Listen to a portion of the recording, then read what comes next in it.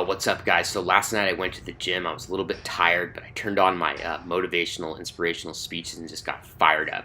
I wanted to see if I could do 3 sets of 15 on this. I really like this V-bar, like chin-up variation. And I have to say that when I was doing straight sets before with lower reps, like when you're doing sets of 15, like it makes you very fatigued, and so it's not as easy for me to do as many sets, or at least not get all completely burned out. And I used to be very scared of like high reps and stuff, and only do low reps for strength, but there's a time and a place for high reps. I mean, the burn in my back and forearms and biceps was crazy. I mean, this is just way harder than doing low reps. And I believe that, I don't know why I was always so scared of them, but I believe that there really is a time and a place for this kind of stuff, especially because I want to be able to do a one-arm chin up. And then I moved on to these like basically hack squats. I don't know. I remember I've always like been like a very dominant back puller, and I just never could seem to get my legs activated in a squat or a deadlift. So I'm treating this I started using this movement just recently, and I'm basically treating it like it's like basically like one of my main exercises, because I want to be able to get my legs strong. They've always been kind of a weakness because like I just really don't know if I knew how to use them. And then I moved on to this third set, and it was getting a little out of control. The thing was moving, and I was like swinging back and forth. And I don't even think I got the full 15 reps. I got like 12, and then I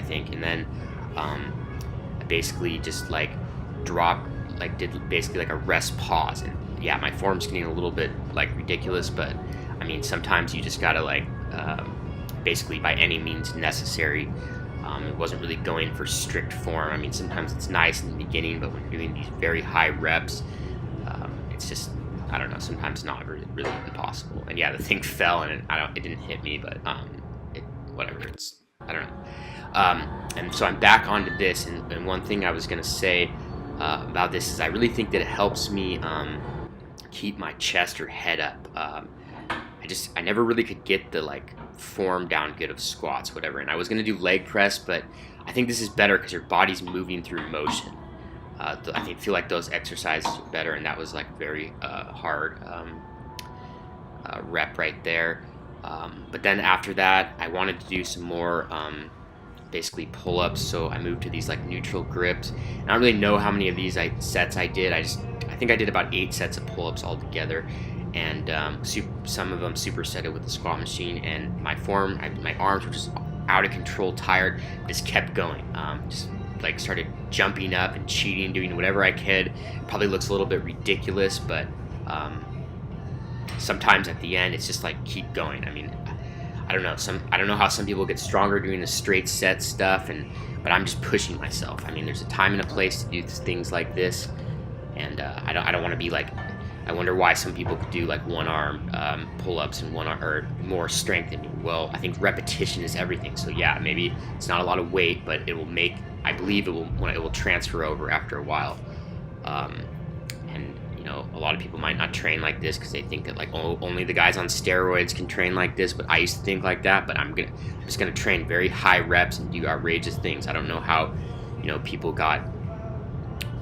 get so big. They must be doing more or something. I don't know. I used to listen to all these gurus and trainers, and I just never could get as strong as I am now when I'm not paying attention to them. Then I moved on to these fat grip hammer curls. This is 30 pounds. My arms, biceps were already basically fried, and I really like them with these fat grips. I always wanted to get my forearms bigger, and I just never could. So now I'm just doing a ton of reps and fat grip hammer curls. Also, my wrists were kind of have been bothering me a while ago, so I started doing hammer grips. Then I moved on to these body weight rows, and people say it's body weight. I don't care. I mean, they're kind of hard, and you can feel the stretch reflex, and it just feels like a good row, and kind of with all those help maybe your back and shoulders from all the pressing. And I was kind of switching around, moving my arms in and out when I was pulling up, and then not. I just really like this. Feels really good, and I would actually recommend it. Before I would have thought like, oh, it's just a body weight TRX thing, it's stupid, but I really like it. And then I was supersetting them with the hammer curls, but I kind of wanted to leave the gym because I was just very tired, and so I was like, I think it's my 3rd set, and I did 30 sets of those rows. I think. And so I was like, I'm just gonna do one all-out, like basically drop set, and you know, I have to say that maybe like high rep forearm stuff, I mean, it feels very good. I don't know how you can spark growth in forearms, but they seem to be a tricky thing, and maybe it's like higher rep and a lot of time under tension. I mean, yeah, it would be nice to be able to hammer curl a bunch of weight, and that's fun and all, but I mean, this stuff just burns more, and you really feel like you're actually getting something done. I mean, I used to hate training like this, but I'm noticing that it's helping me a lot, and you know, it's just trying new things. I mean, a lot of very strong powerlifters do high volume workouts, and so there's something to be said about it. And also, maybe I was sitting around thinking, why is other people's forearms bigger than mine? Why can't I do it? Is there genetics? Well, okay, not using that as an excuse anymore. I'm just going to do a ton of volume and try different strategies and whatnot.